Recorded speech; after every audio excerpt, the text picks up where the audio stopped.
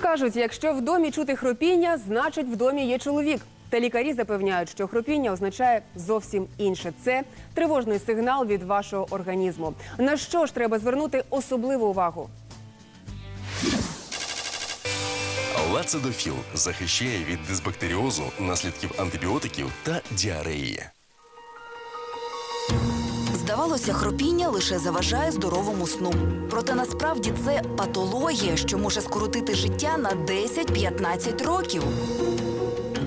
Храп – это серьезная, колоссальная проблема, влекущая за собой такие страшные катастрофы, как инсульты, инфаркты, внезапную смерть во сне. Главная причина возникновения храпа – это отсутствие 8-часового сна.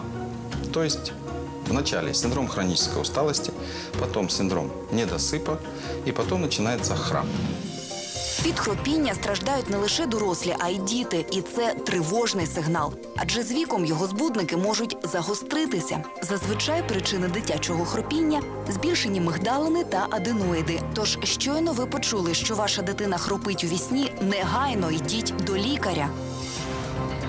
То есть храп – это прелюдия. Храп – это сирена, это сигнализация «мне плохо». Представьте себе, по 40 секунд паузы умножаем на 400 остановок за ночь. В среднем 4-5 часов человек не дышит.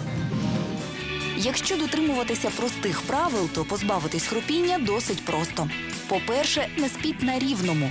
Підберіть для себе зручну подушку, так, щоб голова лежала на невеликому підйомі. Змініть позу під час сну. По-друге, підтримуйте рівень вологості в приміщенні. Влітку кондиціонери, а взимку обігрівачі дуже сушать повітря. А це негативно впливає на органи дихання. Зверніть увагу!